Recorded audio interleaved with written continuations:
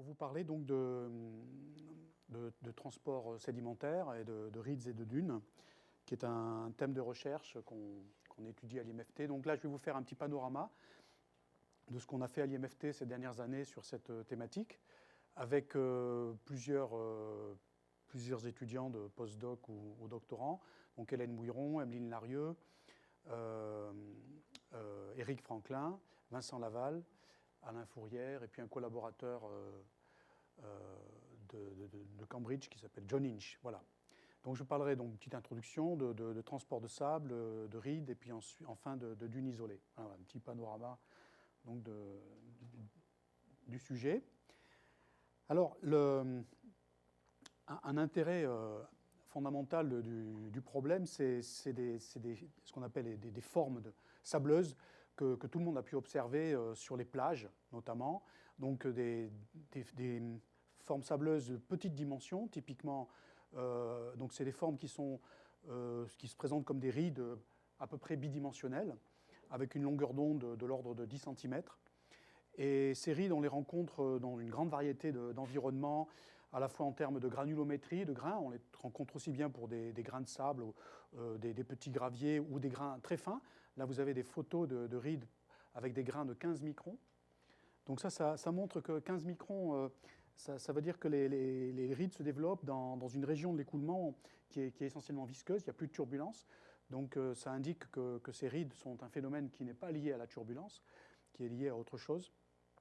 Et puis, ces rides de sable, on les rencontre aussi dans des écoulements industriels.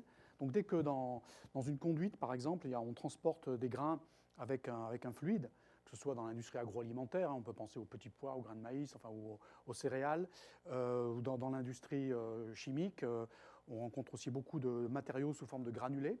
Ces granulés sont souvent transportés par des écoulements. Ça peut être réactif aussi. Et donc, on peut, à ce moment-là, observer également la formation de rides là, dans une conduite circulaire. Donc là, les écoulements sont visqueux, il n'y a plus de turbulence. Les fluides sont en général assez visqueux. Et on voit apparaître donc des rides, des structures périodiques, avec une longueur d'onde qui est encore une fois de l'ordre de la dizaine de centimètres. Alors, on rencontre également des structures sableuses de dimensions beaucoup plus grandes, cette fois avec des longueurs d'onde métriques, des longueurs d'onde plutôt de la centaine de mètres et des amplitudes métriques. Là, vous avez une photo du fond de la rivière du Rhin, où vous ne voyez peut-être pas bien, mais donc pris par un système d'écho-sondeur, qui fait apparaître des dunes bidimensionnelles, donc avec des crêtes perpendiculaires à la direction de l'écoulement, extrêmement périodiques sur le fond donc, de cette rivière, avec des amplitudes, je l'ai dit, de l'ordre du mètre, des longueurs d'onde ici, 22 mètres en moyenne. Voilà. Alors ça, ce sont des structures sableuses qui sont importantes à étudier parce qu'elles freinent l'écoulement d'eau. Et pour un débit donné, donc, si on freine l'écoulement, la hauteur augmente, la hauteur monte, et donc ça peut engendrer des inondations. Donc ces dunes sont importantes du point de vue de la prévision des inondations, et puis elles sont importantes également du point de vue de la navigation. Il vaut mieux savoir qu'il y a des dunes si on fait passer un bateau avec un fort tirant d'eau. Et puis troisième type de structure, ce qu'on appelle les bancs de sable.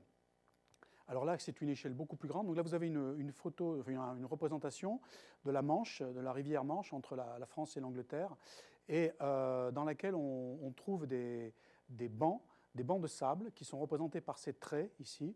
Alors donc là, ce sont des bancs qui, sont orientés plutôt dans le sens du courant. Donc là, le courant, c'est la marée.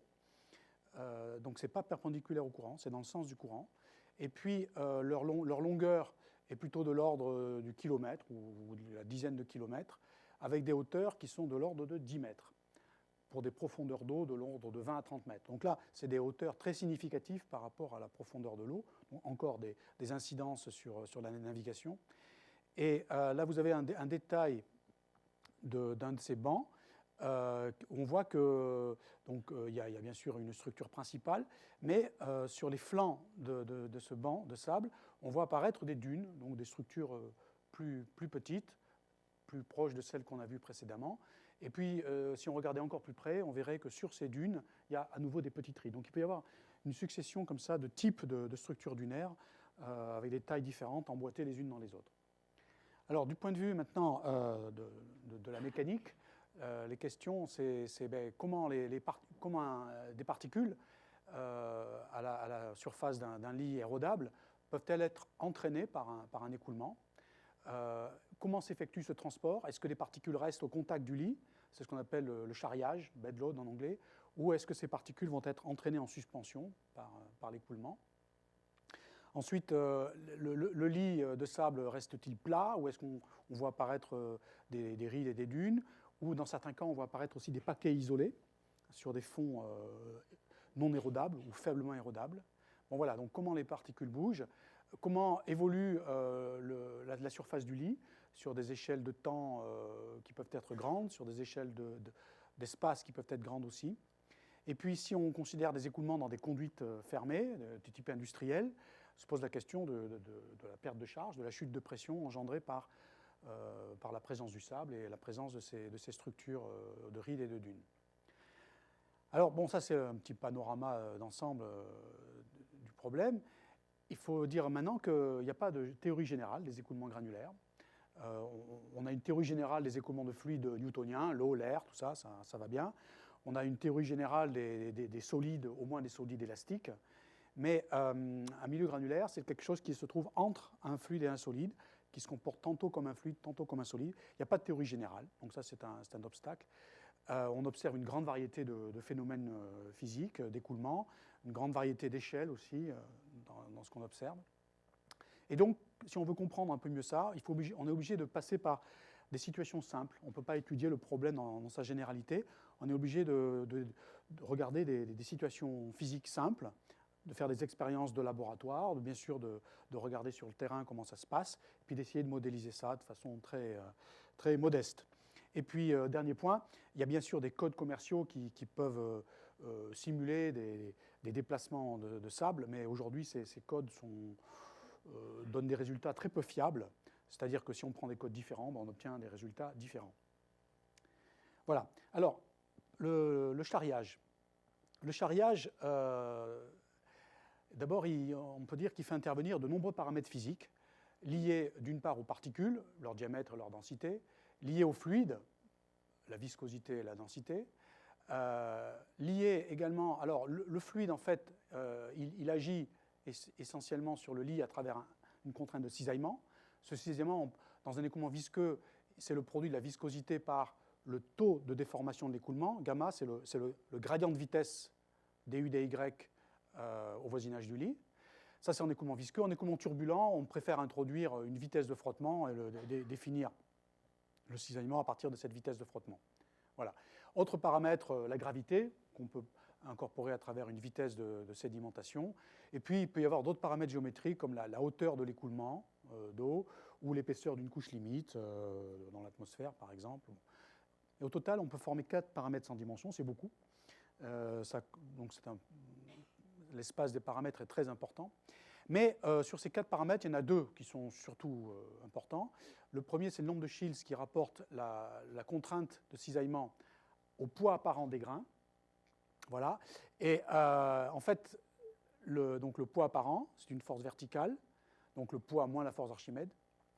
Et puis le cisaillement, qui est une force horizontale. Le rapport de ces 2 forces, ça définit le nombre de Shields. Et on observe, ça c'est un phénomène d'expérience, que les grains ne se déplacent que si ce nombre de Shields est supérieur à un seuil qui est de l'ordre de 0,1, voilà, qui dépend de la taille des grains, qui dépend d'un certain nombre de paramètres géométriques. Et ce seuil, il est lié au fait qu'un lit de sable, ce n'est pas une surface lisse, c'est une surface rugueuse. Donc chaque grain est piégé dans un petit puits de potentiel. Et pour le sortir, pour le faire bouger, il faut exercer une contrainte minimale. Voilà. Deuxième nombre sans dimension important, mais d'une importance moindre, un nombre de Reynolds de sédimentation qu'on peut construire. Alors, le nombre de Reynolds, c'est un nombre qui rapporte des effets inertiels à des effets visqueux. Et on peut le construire avec, comme échelle de vitesse, la vitesse de sédimentation et le diamètre des grains. On définit à ce moment-là ρ, masse volumique du fluide, etc., mu, viscosité dynamique, donc Reynolds de sédimentation. On plutôt que la vitesse de sédimentation, on peut prendre la vitesse de frottement et définir un nombre de Reynolds à l'échelle de la particule, bon, mais cette fois qui fait intervenir une vitesse du fluide plutôt qu'une vitesse de sédimentation. Bon, ces trois nombres sans dimension ne sont pas indépendants, on en prend deux et le troisième se déduit des deux autres. Alors, on a étudié ce charriage de façon assez détaillée en regardant à l'échelle des grains ce qui se passe dans des écoulements visqueux, avec l'idée que la turbulence est une complication, et dans un premier temps, on va enlever la turbulence, on va regarder des écoulements visqueux, avec aussi l'idée qu'il y a des applications industrielles avec ces écoulements visqueux, voire au niveau géophysique, il y a aussi par exemple, ce que je disais tout à l'heure, les rides qui apparaissent avec des grains extrêmement fins, de l'ordre de 10 à 20 microns. Ces grains-là, ils sont dans la sous-couche visqueuse, donc ils ne voient pas la turbulence. Hein. Donc c'est un intérêt supplémentaire d'étudier le transport granulaire sous un écoulement visqueux. Alors pour ça, on étudié cet écoulement dans un canal de section rectangulaire fermé sur lui-même, donc un canal annulaire. Donc on dépose au fond du canal une couche de grains, puis du fluide, et puis on pose un plateau et on fait tourner le plateau. Donc on crée un écoulement de couette, un écoulement de cisaillement, et cet écoulement de cisaillement va donc entraîner les grains. Et puis on peut bien sûr regarder, alors c'est une manip en plexiglas, donc tout est transparent, on voit bien les grains à la surface, mais quand on étudie les mouvements granulaires, il y a une difficulté, c'est qu'on ne voit que ce qui se passe à la surface, on ne voit pas ce qui se passe un peu en profondeur. Or, évidemment, le flux de grains, si on veut connaître le flux de grains, il faut savoir sur quelle épaisseur s'effectue ce transport. Donc, pour aller voir ce qui se passait à l'intérieur, on a réalisé une adaptation des indices optiques des grains et du fluide. Donc, on prend le bon mélange de fluide pour le mélange est le même indice optique que des grains d'acrylique ici. Et puis, on colore une petite fraction des grains avec une peinture fluorescente, et puis on met un plan laser vertical. Donc le plan laser traverse le milieu granulaire qui est transparent, sauf les quelques grains qui sont colorés et qui vont être rendus fluorescents par la lumière du laser. Et donc, en regardant par le côté, avec une caméra PIV pour en plus faire des mesures de vitesse du fluide, on va pouvoir voir les grains bouger dessous. Voilà. Alors, avant de voir dessous, on va regarder dessus, et un petit film là qui vous montre donc un lit granulaire ici, vu sur le côté, donc au-dessus une huile silicone, dessous des grains d'acrylique, diamètre 0,5, et voilà.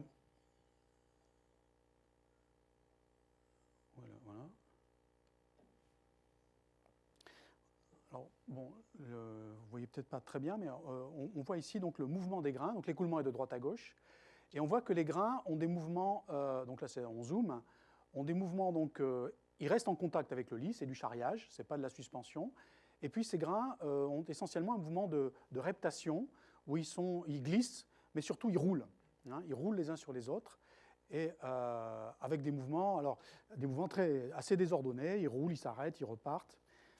Donc à partir de là, on peut regarder la trajectoire des grains individuels à partir d'un enregistrement avec une caméra et mesurer des vitesses. Et ce qui apparaît tout de suite, c'est que cette vitesse est extrêmement variable. C'est quand on suit un grain particulier, cette vitesse est extrêmement variable. Il y a des phases rapides, des phases lentes, et sur des échelles de temps qui sont là, de l'ordre de la seconde. Alors là, la bonne échelle de temps, du point de vue physique, c'est le rapport de la vitesse de sédimentation par le diamètre, ou l'inverse peut avoir un temps. Donc ça, c'est T fois la vitesse de sédimentation divisée par le diamètre, c'est un temps sans dimension.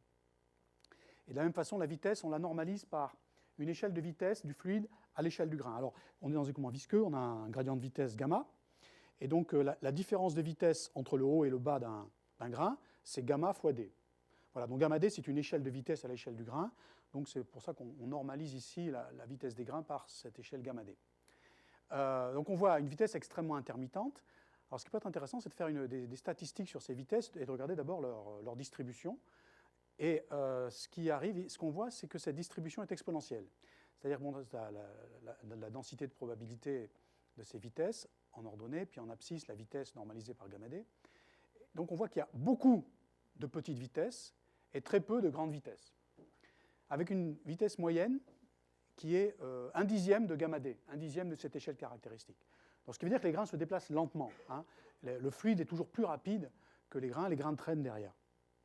Alors donc il y a une vitesse moyenne quand même, et puis on peut aussi définir une durée de saltation. Les grains en fait ont des mouvements, de petits sauts comme ça. Alors c'est des saltations qui sont moins marquées que dans l'air. Dans l'air, les grains ils font des grands sauts comme ça, sur plusieurs centimètres, ou même plusieurs dizaines de centimètres. Dans l'eau, c'est différent. La masse volumique de l'eau ou du fluide est du même ordre de grandeur que la masse volumique des grains. Donc quand un grain se déplace, il doit accélérer le fluide autour de lui, et ça le freine considérablement, et donc on n'a pas ces grands mouvements de saltation dans l'eau qu'on observe dans l'air. Mais on a quand même des petits mouvements de saltation, et avec une durée caractéristique assez bien définie, hein, qui vaut en gros 15 fois ce temps caractéristique Vs sur d. Vs sur d, ça représente quoi comme temps? Ou plutôt l'inverse, d sur Vs, ça représente quoi? C'est le temps qu'il faut pour qu'un grain tombe sur une hauteur égale à son diamètre. Hein. Et on voit que cette durée de saltation, en fait, elle fait échelle avec ce temps de sédimentation. Ça, c'est important pour la suite. Voilà, donc avec ces mesures-là, on peut déterminer les coefficients d'un modèle dont je vais parler juste après. Alors, je reviens maintenant à la visualisation de l'écoulement, et cette fois, la visualisation avec l'adaptation des indices optiques sur le côté. Donc là, vous voyez donc l'écoulement vu de côté. Donc l'interface entre les grains et le fluide est à peu près ici. Au-dessus, vous avez le fluide, dessous, vous avez les grains. Les grains, on ne les voit pas, puisqu'on a réalisé une adaptation des indices optiques, sauf les quelques grains qui sont dans le plan laser et qui sont peints, qui sont colorés. Donc ce qu'on voit là, ce sont les grains colorés. Ce qui est amusant, c'est qu'on voit que dans chaque grain, il y a un petit point blanc, et ce petit point blanc, c'est une bulle d'air. En fait, on s'est aperçu, là, que dans notre fournisseur de grains, il nous fournissait des grains dans lesquels il y avait une petite bulle d'air. On s'est dit, c'est embêtant, cette bulle d'air, on va chercher des grains sans bulle d'air. C'est pas facile de trouver des grains sans bulle d'air, en fait. Et ça tient au procédé de fabrication des grains. Et puis finalement, on s'est aperçu que cette bulle d'air, elle était bien commode, parce qu'elle permettait de bien visualiser la rotation des grains. Vous allez le voir. Voilà, donc là, on voit le mouvement des grains dans l'épaisseur. Donc ce qu'on voit, c'est qu'à la surface, donc je vais remontrer le film, hein. Enfin, à la surface, les grains sont plutôt rapides, et puis dessous, les grains sont beaucoup plus lents. Alors, je relance le film une fois. Voilà, si on suit par exemple ce grain-là, voilà, vous voyez, il tourne très lentement. Voilà.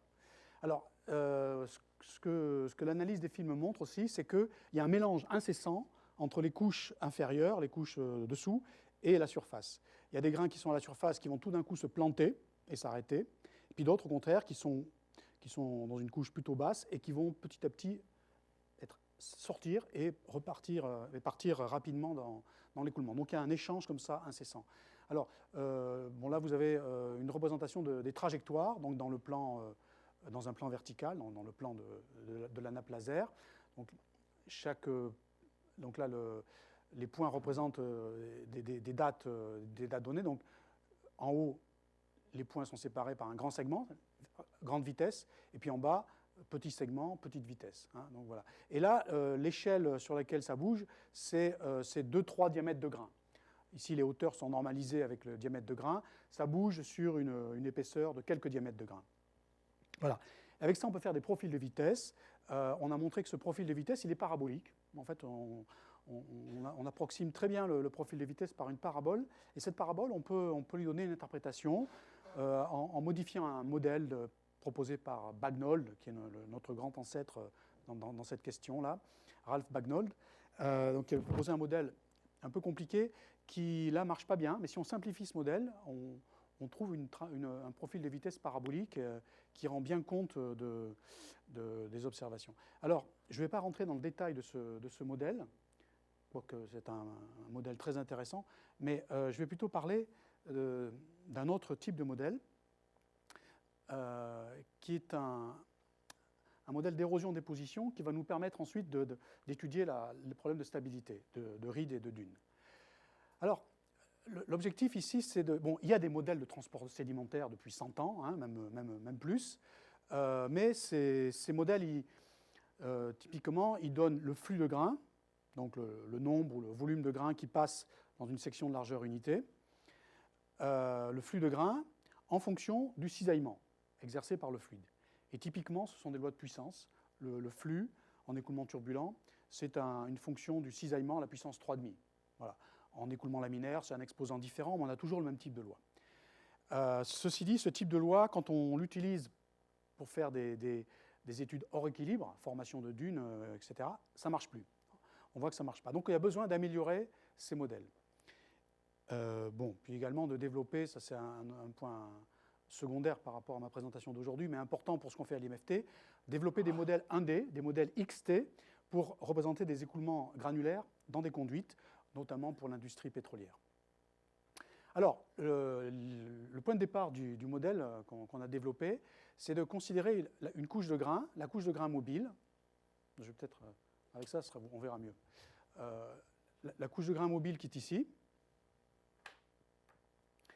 dont l'épaisseur est de quelques diamètres de grains, comme on l'a vu, et on fait un bilan de masse sur un petit volume de contrôle, ici, et on dit que la variation du nombre de grains par unité de surface horizontale, donc N, cette variation, elle est due à 3 contributions. D'abord, un flux d'érosion, c'est-à-dire des grains qui sont arrachés du lit fixe vers la couche mobile, un flux d'érosion, N.E, un flux de déposition, N.D, le symétrique en déposition, et puis la divergence du flux de grains dans la couche mobile. Il y a un flux ici Q de X, là il y a un flux Q de X plus Dx.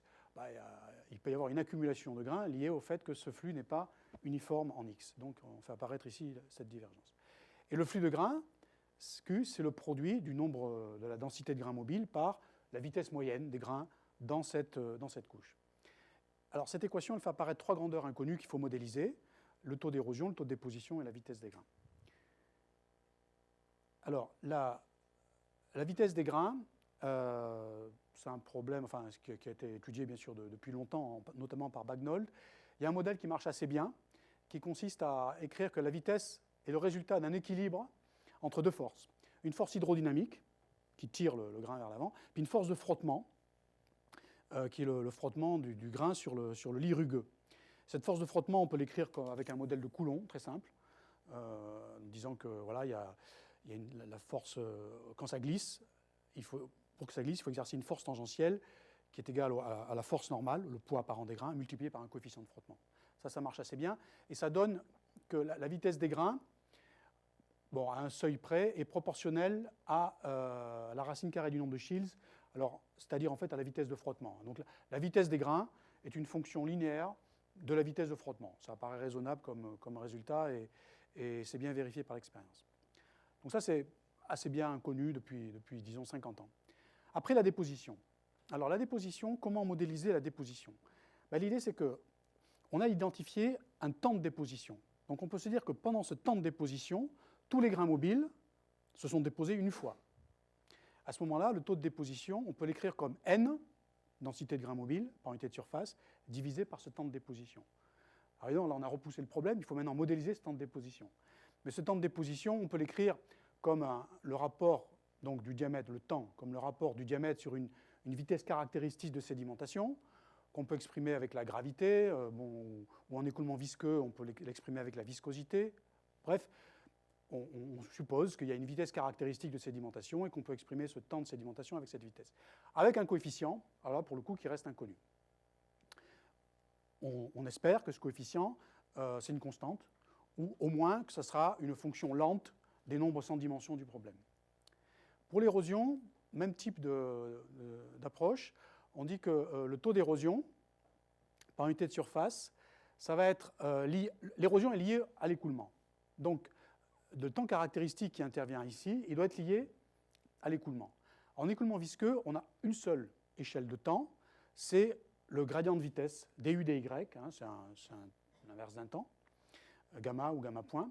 Et donc, ce temps d'érosion, il doit nécessairement faire échelle avec ce temps hydrodynamique, avec encore un coefficient inconnu. Donc finalement, cette modélisation-là, c'est la plus simple qu'on puisse faire. Elle fait apparaître 3 coefficients. CU, CD, CE.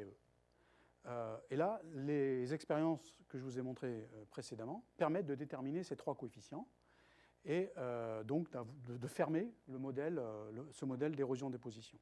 Voilà. Évidemment, ces coefficients, on les a déterminés dans des conditions particulières, avec un certain fluide, des certains grains. On a fait un petit peu varier les paramètres, mais pas trop.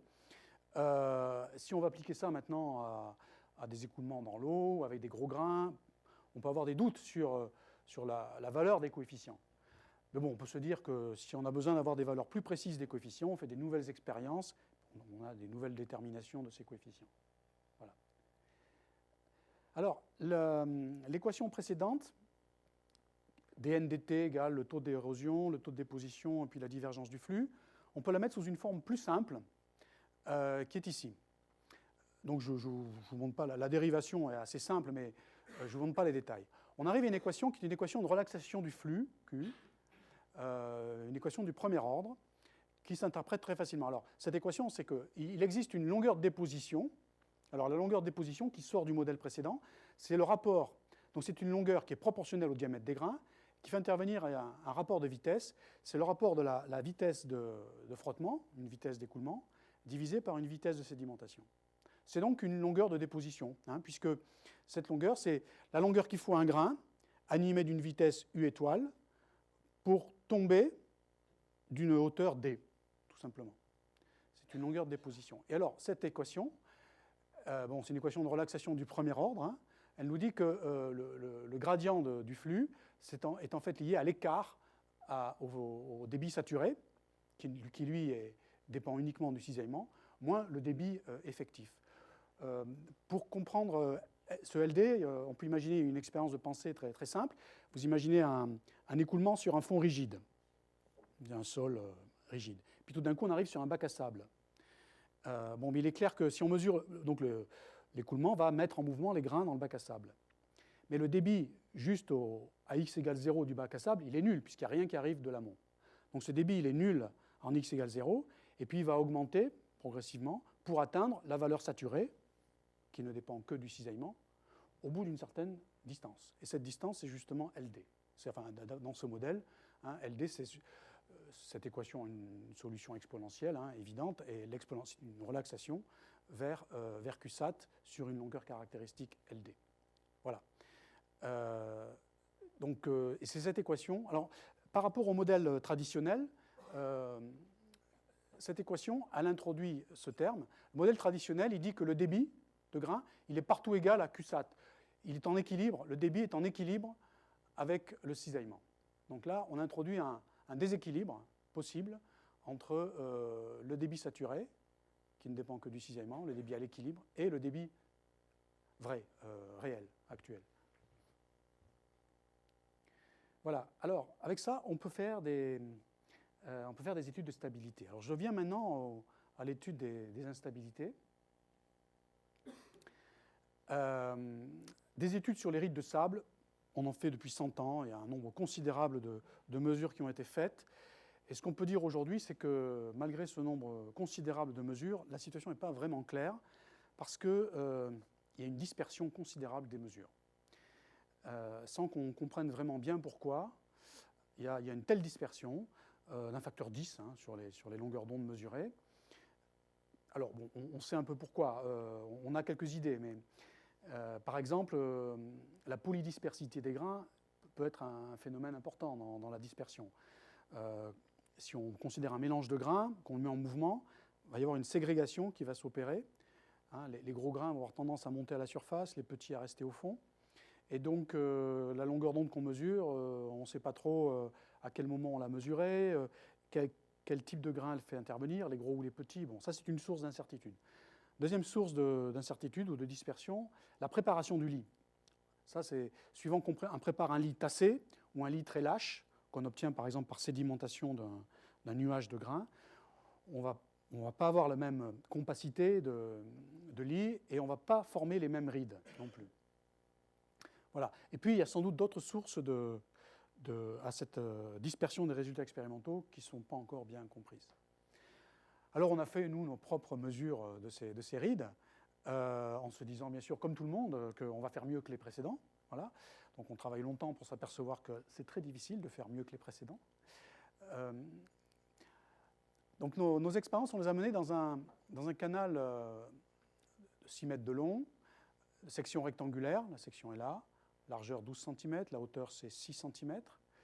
Et puis, bon, il y a tout un système d'alimentation. Donc c'est un canal fermé, il n'y a pas de surface libre, hein, c'est un canal fermé, alimenté par gravité. Un système classique pour avoir ici un écoulement turbulent pleinement développé, avec une turbulence bien caractérisée.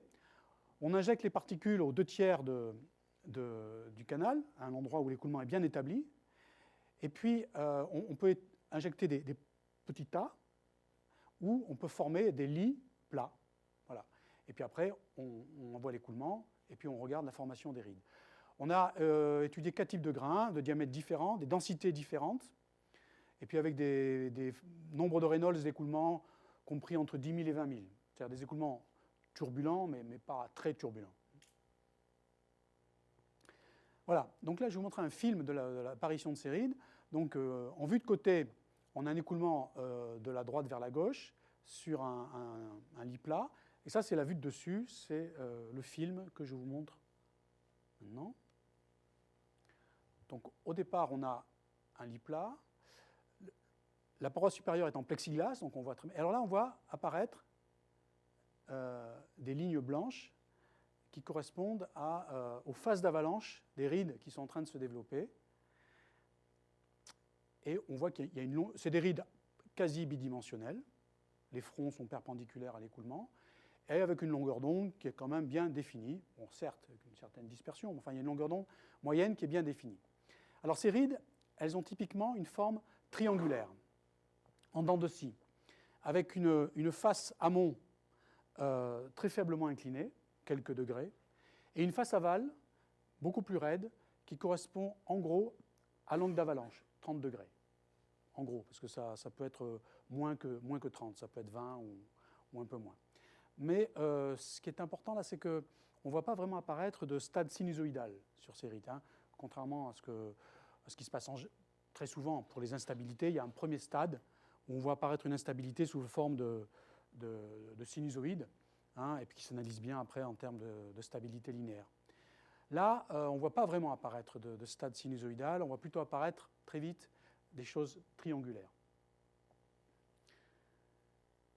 Alors, je vais juste ici, sur ces rides, parler du mécanisme de l'instabilité. Quel est le mécanisme de formation de ces rides? Ce mécanisme, il est lié dans la vision actuelle des choses. Je ne dis pas que dans 50 ans ou dans 10 ans, on ne verra pas les choses différemment, mais aujourd'hui, on pense que l'origine de ces rides, elle est dans l'écoulement du fluide. Elle n'est pas dans les... L'origine n'est pas granulaire, elle est dans le fluide.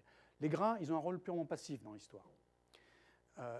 Ce qui se passe, c'est que le fluide a une certaine inertie, et bon, ben, voilà, quand il arrive au-dessus d'une bosse, il doit accélérer pour conserver le débit. Hein. Si la section de passage est plus petite, la vitesse doit être plus grande. Donc il faut qu'il accélère au-dessus quand il monte et qu'il décélère à l'aval de la crête. Et pour accélérer du fluide, il faut mettre une force, il faut mettre un gradient de pression. Donc il faut que la pression ici soit plus grande que la pression là. C'est l'effet Bernoulli. Hein. La pression diminue, la vitesse augmente. Et il faut aussi qu'il y ait une contribution du cisaillement. Et alors, il faut que le fluide est accéléré, mais arrivé ici, il va décélérer, sa vitesse va diminuer. Donc, compte tenu de son inertie, il faut que la force retardante apparaisse avant la crête, pour que le fluide commence à ralentir ici, pour que sa vitesse commence à diminuer ici, il faut que la force soit un petit peu en avance. Donc, il faut que le cisaillement qui freine le fluide est une avance de phase par rapport à la déformation de la ride. Voilà. Donc il y a une longueur d'avance de cisaillement qui est essentielle pour l'instabilité. Donc ça, c'est un phénomène très général en mécanique des fluides. Un écoulement sur un fond ondulé, le cisaillement, la contrainte de cisaillement est en avance par rapport à la déformation. Dans un modèle classique où le débit de grain est en équilibre avec le cisaillement, Qsat égale Q. Là où le cisaillement est maximum, le flux de grain est maximum aussi. Et si le flux de grains est maximum en amont de la crête, si on raisonne sur une sinusoïde, par exemple, c'est plus simple, ça veut dire qu'il y a une composante du flux qui est en phase avec la pente. Donc, il y a une composante qui est en phase avec la déformation du fond, qui va contribuer à la propagation de la ride. Et puis, il y a une contribution en phase avec la pente, qui, elle, va contribuer à l'instabilité. En effet, la composante en phase avec la pente, eh bien, elle est positive ici, et elle est négative là. Ce qui veut dire que cette composante va accumuler des grains, des creux vers les crêtes. Et donc, on va ainsi construire une perturbation initiale, va être amplifiée par ce mécanisme. Voilà, donc ça c'est le mécanisme communément admis pour la formation de ces rides. Les grains ont un rôle purement passif. Alors maintenant, dans la nouvelle approche, alors ça donne des très mauvais résultats en termes de prédiction de longueur d'onde. Dans la nouvelle approche, on introduit cette relaxation du flux de grains, et du coup, le cisaillement n'est plus en phase avec le flux de grains. Le flux de grains est en retard d'une longueur qui est justement cette longueur de saturation ou longueur de déposition. Et du coup, le flux granulaire peut être maximum, non pas en amont, mais en aval de la crête.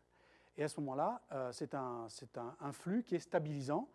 La composante de ce flux qui est en phase avec la pente tend au contraire à prendre les grains sur les crêtes, à les ramener dans les creux. Donc c'est stabilisant. Donc on voit que cette longueur de déposition, ce phénomène de relaxation, c'est un phénomène stabilisant. Et que si cette longueur LS est plus grande que la longueur liée à l'inertie du fluide, le lit plat sera stable, et si elle est plus petite, il sera instable. Et alors avec ce modèle, donc, on aboutit à une bien meilleure représentation, prédiction des longueurs d'onde de ride. Voilà. Bon. Mais encore une fois, il y a ce problème de dispersion des résultats expérimentaux qui empêche vraiment toute conclusion définitive sur le sujet.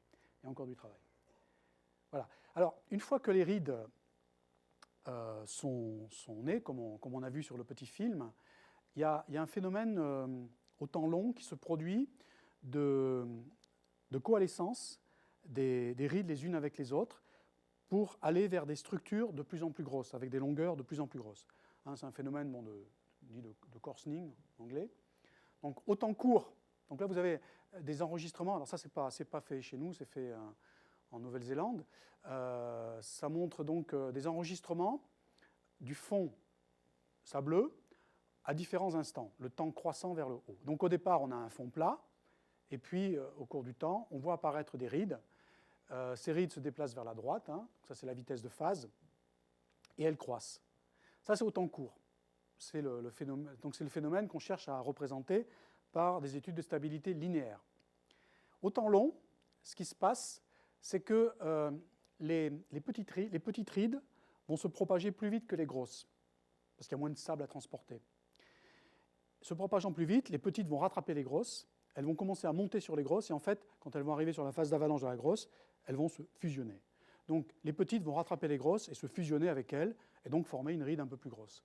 Et c'est comme ça qu'on voit apparaître au cours du temps des structures de plus en plus grosses, avec des longueurs d'onde de plus en plus grandes, et des structures qui se déplacent de moins en moins vite. Au départ, on a une certaine vitesse qui est donnée par cette pente, et au cours du temps, la vitesse diminue dans ce diagramme XT. Voilà. Ce phénomène de coarsening, c'est un phénomène encore ouvert, c'est un phénomène non linéaire, c'est un phénomène essentiellement ouvert. Je vais passer maintenant à la dernière partie de mon exposé, consacrée aux dunes qu'on a étudiées dernièrement, qui sont les dunes Barkhane, qui sont des dunes isolées. Alors de quoi s'agit-il? Ces dunes Barkhane c'est un mot arabe, elles ont été étudiées au départ par le fameux Ralph Bagnold. Ralph Bagnold, c'était un officier de l'armée anglaise dans les années 30, 1930. Il était en poste en Libye, il s'ennuyait, et il s'est mis à étudier la propagation des dunes pour passer le temps. Et puis, il a tellement bien étudié ça qu'il en a fait un livre qu'il a publié en 1941. Et ce livre, c'est une référence, ça reste une référence pour tous les gens qui s'intéressent aux dunes de sable. Il y a un ensemble d'observations absolument remarquables dans ce livre, un ensemble de commentaires, d'analyses absolument remarquables. Et toutes ces observations ont très peu vieilli, en fin de compte. Et 70 ans après, il n'y a pas l'équivalent, on n'a pas encore trouvé l'équivalent de ce livre. Alors, Bagnol, il a en particulier étudié des dunes particulières qu'on voit sur des fonds très peu érodables, typiquement des fonds rocheux, des règues. Et s'il y a une source de sable quelque part en amont du vent dominant, ce sable va se regrouper, par exemple à la faveur d'un buisson, d'un rocher.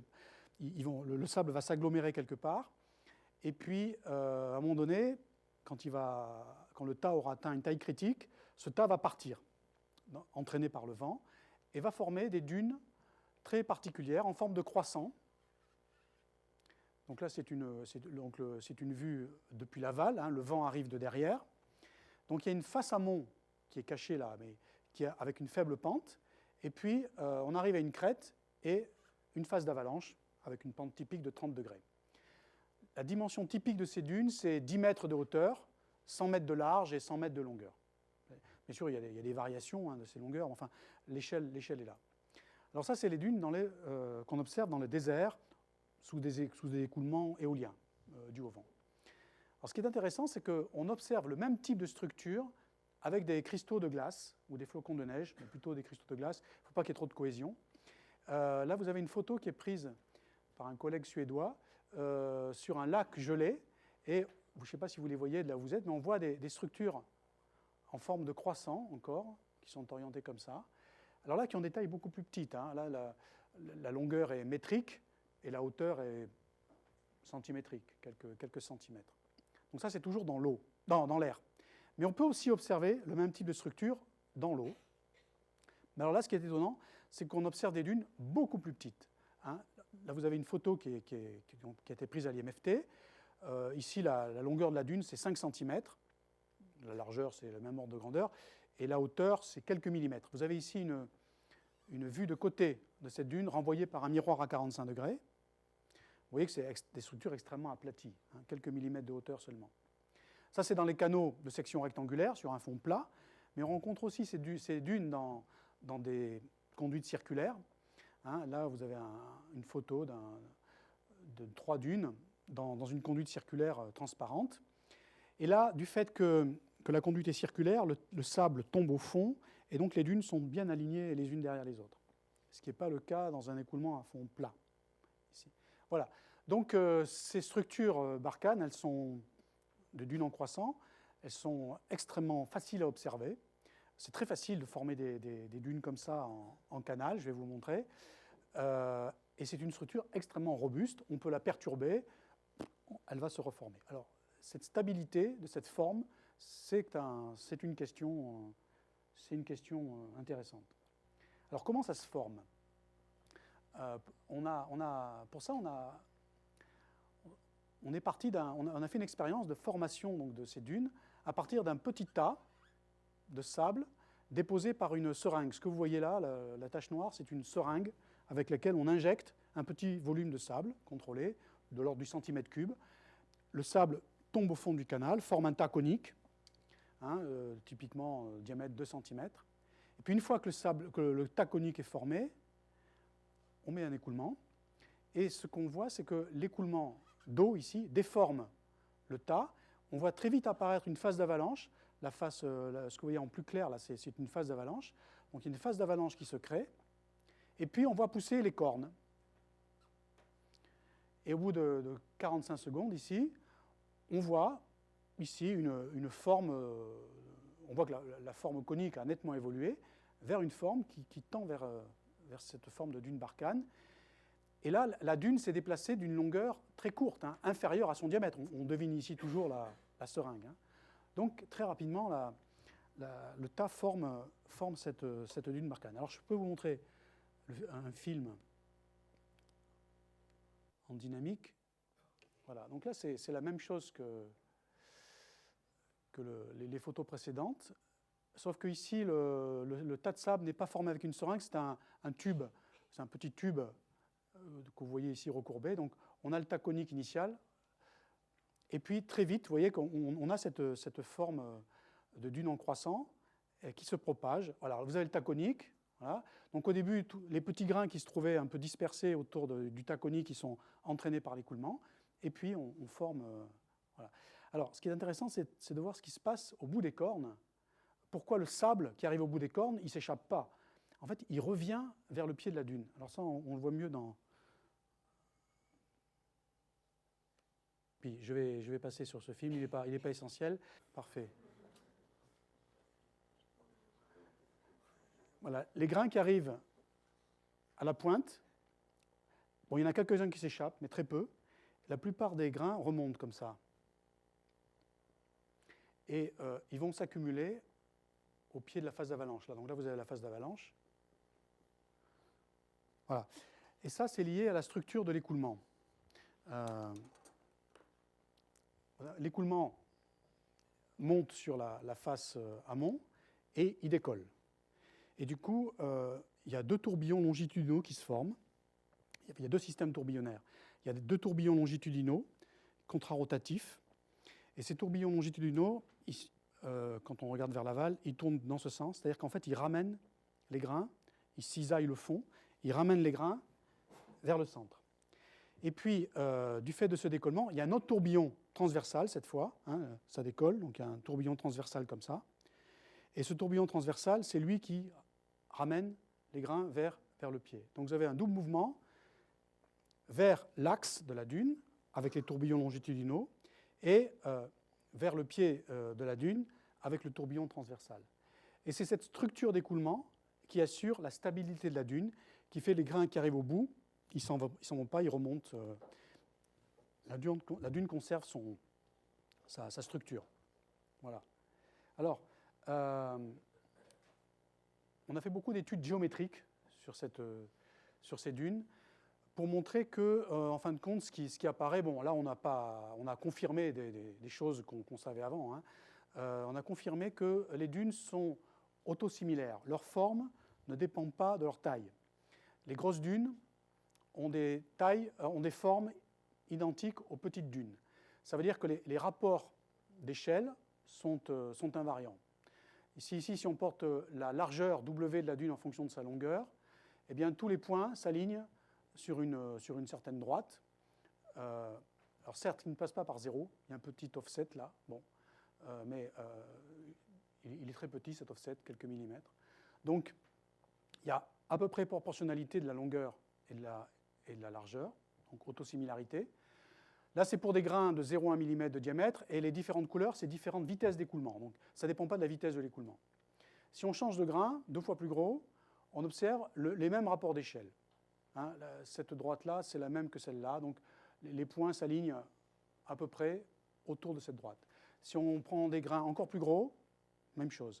Si on change la densité, on prend du zirconium, beaucoup plus lourd, même chose. On n'observe pas de changement, ni de la forme, ni des rapports d'échelle.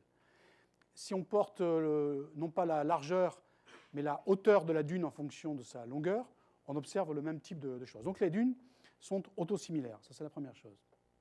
Ensuite, on peut étudier la vitesse des dunes. On a étudié la vitesse des dunes en fonction de deux paramètres, leur taille et en fonction de la vitesse de l'écoulement. Alors en fonction de leur taille, il y a un argument très simple, basé sur la conservation de la masse, qui montre que la vitesse d'une dune doit être inversement proportionnelle à sa hauteur. Plus une dune est grosse, plus elle va lentement. Ça, c'est lié au fait que quand le flux de grains arrive à la crête, il dégringole sur la phase d'avalanche, mais évidemment, ce flux il se répartit sur toute la hauteur. Et si la hauteur est 2 fois plus grande, eh bien, il va se répartir sur une largeur 2 fois plus faible par unité de temps. Et donc, la vitesse de la dune doit être inversement proportionnelle à sa hauteur. Et comme les dunes sont autosimilaires, ça doit être aussi inversement proportionnel à la longueur de la dune. Et ça, c'est quelque chose qu'on voit bien ici. Pour différents cisaillements, donc chaque couleur, c'est un cisaillement donné, on voit que pour chaque cisaillement, la vitesse de la dune est proportionnelle à 1 sur L, longueur de la dune. Donc là, on retrouve un résultat classique. Maintenant, pour ce qui est de la dépendance avec la vitesse de l'écoulement, là, c'est plus compliqué. Il n'y a pas de loi simple. Ce qu'on observe, c'est qu'au-delà d'un certain seuil de mise en mouvement des grains, la vitesse de la dune, c'est une fonction qui paraît une loi de puissance de la vitesse de frottement ou de la contrainte de cisaillement U étoile carré. Et quand on change de grain, on change naturellement la loi de puissance. Cette loi de puissance dépend du diamètre des grains, de leur densité, etc. Alors on a fait on a fait plusieurs centaines de mesures de vitesse, et on a une bonne corrélation générale de cette vitesse de dune qui, rapportée à la vitesse de sédimentation, est une loi de puissance du nombre de Shields, du cisaillement, avec un exposant 2,5. Bon. Et puis un préfacteur qui fait intervenir D sur L. Donc on retrouve la loi de proportionnalité inverse avec la longueur. Et puis un préfacteur qui fait aussi intervenir le nombre de Reynolds de sédimentation. Alors ça, c'est une corrélation empirique. On n'a pas d'explication, ni de l'exposant 2,5 ici, ni de cette dépendance un peu curieuse avec le Reynolds de sédimentation ici. Voilà. Donc ça, c'est quelque chose qui reste ouvert. Et pour aller plus loin, il faut s'intéresser à l'hydrodynamique au-dessus de la dune. Parce que l'hydrodynamique, c'est elle qui contrôle le cisaillement, et le cisaillement, c'est lui qui contrôle le flux, et le flux, c'est lui qui contrôle la vitesse de la dune. Alors l'hydrodynamique, on l'a étudiée dans le canal précédent, en faisant des mesures par PIV, vélocimétrie par imagerie de particules. Et ça permet donc dans un champ comme ça, de connaître, dans un champ de vision comme ça, d'avoir le champ de vitesse. Ce champ de vitesse, il montre qu'il y a un écoulement turbulent classique, avec des structures tourbillonnaires dans le sillage de la dune. Donc là, c'est le sillage. Ça, c'est la corne. C'est vu de côté. Hein. Donc là, c'est la corne de la dune. Et la phase d'avalanche, elle est par là, elle est cachée. Et puis là, on voit apparaître un tourbillon, mais qui est très instationnaire. Hein. Entre deux couples d'images successifs, les tourbillons ont complètement changé. Donc il y a une forte instationnarité du sillage. Bon, avec tout ça, on peut calculer un champ de vitesse moyenne. On a des profils moyens, bien propres. On peut en déduire les lignes de courant. Donc ça, c'est les lignes de courant tirées de l'expérience. Hein. Ces lignes de courant, elles font apparaître la recirculation dans le sillage. Mais ça, c'est une recirculation moyenne, puisque c'est des vitesses moyennes. Donc, il y a des tourbillons instationnaires, mais si on fait la moyenne de tous ces tourbillons instationnaires, on trouve un tourbillon stationnaire. Voilà. Alors, cet écoulement, il a été analysé dans les années 70-80 par Julian Hunt, que vous devez connaître ici, qui a été chercheur, en particulier au Met Office en Angleterre, qui était même directeur du Met Office, et il a publié avec des collaborateurs toute une série de papiers sur une analyse théorique asymptotique de l'écoulement turbulent au-dessus d'un relief, alors que ce soit une dune, une colline ou des choses avec des dimensions plus grandes. Et ce qu'il a montré, c'est que cet écoulement a une structure à deux couches, en simplifiant. Une couche externe, loin du relief, qui est essentiellement gouvernée par la pression, c'est-à-dire non visqueux, et puis une couche interne, proche de la dune, où là, les contraintes visqueuses, ou plus précisément les contraintes turbulentes, donc le transfert de quantité de mouvement par le mélange turbulent, est important au même titre que la pression. Donc deux couches, une couche non visqueuse et puis une couche visqueuse. Et une hypothèse importante de ce type de modèle, c'est que cette turbulence est à l'équilibre, c'est-à-dire qu'on peut dire qu'il existe une longueur de mélange et on peut exprimer la contrainte de cisaillement avec une longueur de mélange de type Prandtl. Alors on a voulu tester ce modèle et on a donc mesuré au-dessus de notre dune les vitesses moyennes, les profils de vitesse moyens, et plus précisément l'accélération, en suivant une ligne de courant, l'accélération du fluide par rapport à un profil de vitesse amont, qui est typiquement un profil logarithmique. Et on voit qu'il y a bien donc, une accélération du fluide. Hein, donc ça, c'est le speed-up, delta U, qu'on représente ici, des profils de speed-up à différentes positions. Et Ensuite, bon, donc ça c'est l'accélération, c'est sans surprise. Et on a cherché à modéliser cette accélération en faisant une intégration des équations de l'air, c'est-à-dire en considérant que c'est l'équation de Bernoulli qui gouverne cette accélération. Et ça marche très bien. C'est-à-dire qu'en faisant un calcul de Bernoulli simplifié où on se donne comme un profil à l'amont, on se donne également le champ de vitesse sur une ligne de courant particulière.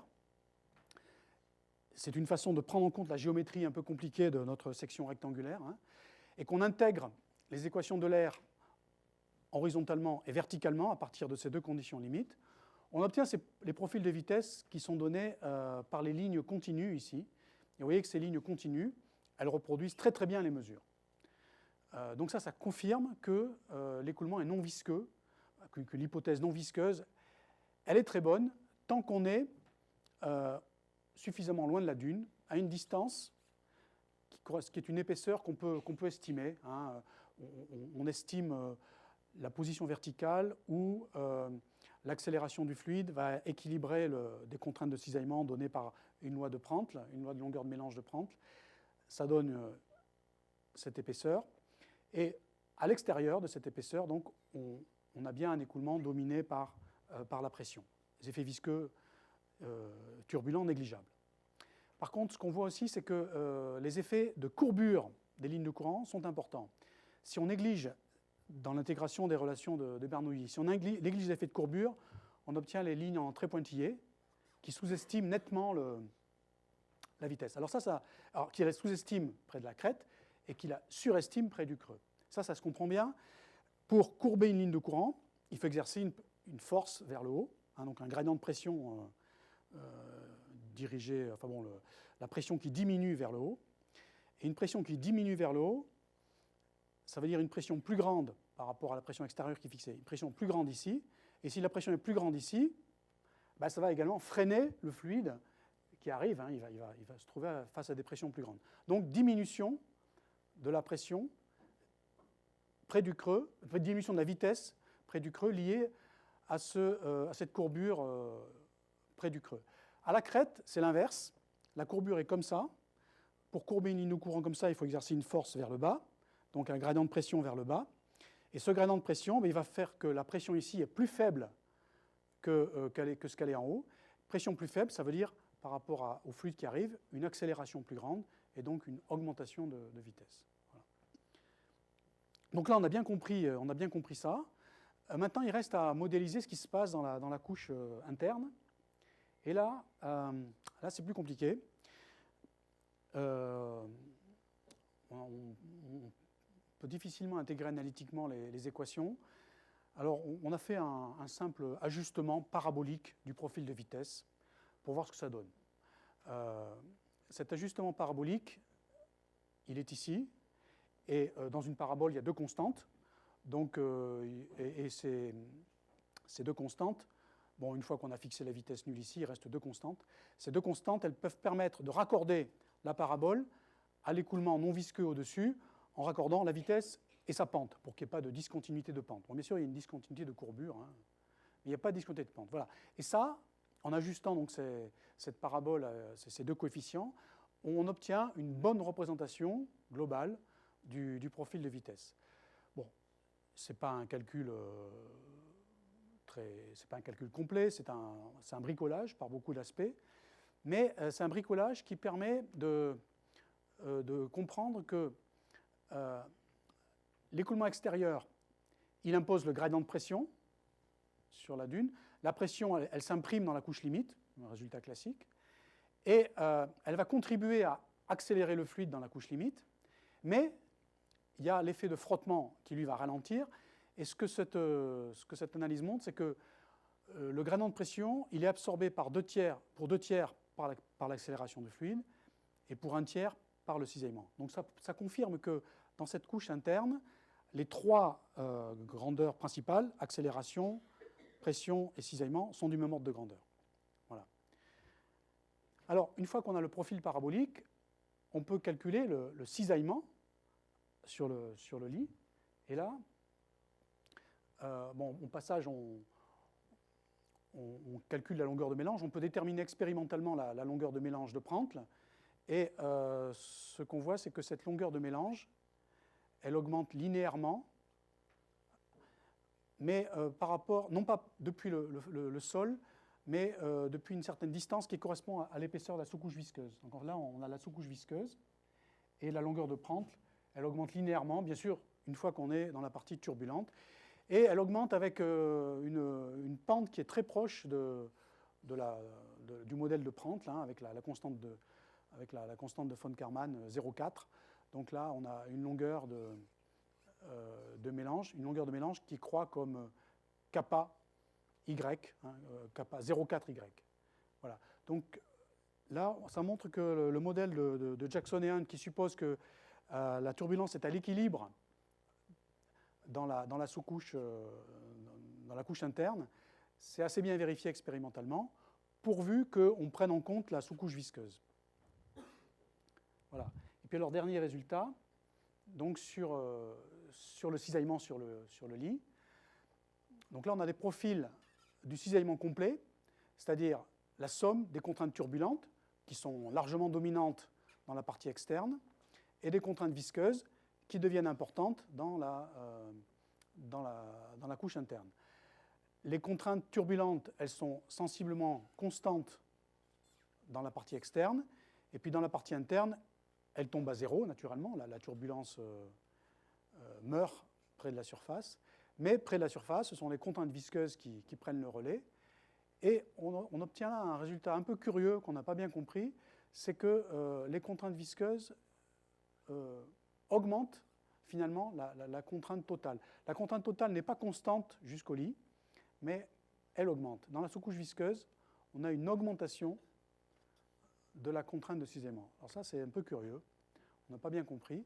Toujours est-il qu'avec le modèle que je vous ai présenté tout à l'heure, un calcul Bernoulli à l'extérieur et puis un fit parabolique dans la partie interne, on reproduit très bien la variation du cisaillement le long de la dune. Donc là, vous avez la dune qui est ici, dont le profil ressemble au profil du cisaillement. La crête ici, la crête de la dune. Et donc, bon, ça c'est normalisé par la longueur de la dune. Donc là, -1, c'est le pied de la dune. 0, c'est la crête. La contrainte qu'on mesure, ce sont ces points. Ça augmente jusqu'à la crête. Et puis, bien sûr, après, ça s'effondre, hein, parce que l'écoulement décolle. Et notre modèle, il reproduit bien ces mesures. Alors, encore une fois, il faut prendre cette validation non pas comme une preuve que notre modèle est quantitativement bon, c'est une preuve que l'analyse globale, en termes de couches inertielles, de couches visqueuses, tient la route, que c'est un bon modèle. Un résultat très remarquable, c'est quand même que le cisaillement ici, il est normalisé par ρ U étoile carré, où U étoile, c'est la vitesse de frottement de l'écoulement non perturbé. Donc, ρ U étoile carré, c'est le cisaillement qu'exerce le fluide en amont de la dune. Et ce qu'on voit, c'est que sur la dune, ce cisaillement augmente considérablement, puisqu'à la crête, il vaut 2 fois le cisaillement non perturbé. Donc on a une dune dont l'épaisseur est 6 mm. Le rapport, ce qui est significatif, c'est la pente. Hein. Le rapport entre la hauteur et la longueur, c'est 1/10 à peu près. Donc on a une pente très faible, une pente d'1/10. Mais sur cette pente d'1/10, le cisaillement est multiplié par 2 entre le pied et la crête. Voilà. Là, il reste encore des choses à comprendre. Alors, je vais terminer avec deux petits films. Donc là, c'est une dune Barkhane rayée qu'on a formée en moulant une vraie dune. On a moulé une vraie dune. Et dans ce moule, on a mis des cloisons verticales. On a rempli avec des grains de couleurs différentes. On a démoulé. Et on a formé une dune comme ça, de grains avec des couleurs différentes. Et là, l'idée, c'est de regarder les échanges de grains entre les différentes couches. Est-ce que les différentes couches, les différentes tranches sont indépendantes, ou est-ce qu'il y a un couplage par diffusion ou par transport entre ces différentes couches? Ça, c'est trop tard pour que je rentre dans le détail, mais là, il y a un point important sur la stabilité, parce que comme les petites dunes vont plus vite que les grosses, là, vous avez, si on fait une tranche, on a un triangle plus petit que là. Et donc ce triangle devrait aller beaucoup plus vite. Donc la dune devrait s'étirer. les cornes devraient s'allonger indéfiniment. Or, elles ne s'allongent pas. Donc, on a l'idée qu'il y a un couplage entre les différentes tranches qui assure cette cohésion au niveau du grain. Ce couplage il peut être lié par le retour des grains ici, côté phase d'avalanche, mais il peut être aussi lié à la diffusion transverse des grains. Donc c'est ça qu'on a voulu étudier avec ces tranches colorées. On voit très bien qu'il y a un mélange. Hein. Les tranches qui étaient bien séparées au départ, elles deviennent diffuses. Donc il y a bien un mélange par diffusion. Là, l'analyse est en cours.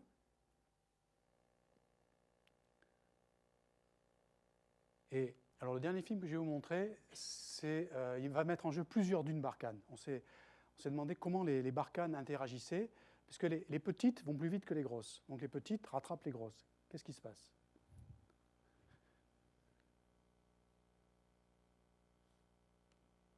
Donc je vais simplement montrer la moitié du film. Voilà. Donc on voit la dune qui se propage. Là, vous avez la vue de côté avec le miroir à 45 degrés. Et puis une petite dune qui arrive. Elle est plus petite, elle va plus vite. Alors, il faudrait enlever... Voilà. Et là, ce qu'on voit, c'est que la petite donc, arrive sur la grosse et elle perturbe la corne aval à tel point qu'elle coupe.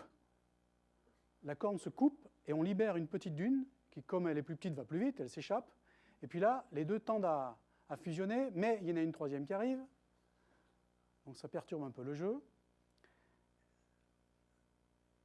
Mais en gros, il se passe le même type de phénomène. La corne se coupe, on fabrique une nouvelle dune qui va s'échapper. Et puis là, les deux dunes là-haut, elles ont formé une plus grosse dune. Et les dunes s'arrangent en quinconces comme ça. Ça, c'est quelque chose qu'on observe dans les champs de dunes. Ces dunes, je n'ai pas dit, on les observe sur Mars aussi. Hein. Et sur Mars, on voit des champs de dunes qui sont organisés comme ça, avec la pointe d'une dune qui est alignée avec la corne de la dune juste à l'amont. Voilà, donc là, il y a encore une petite dune qui arrive.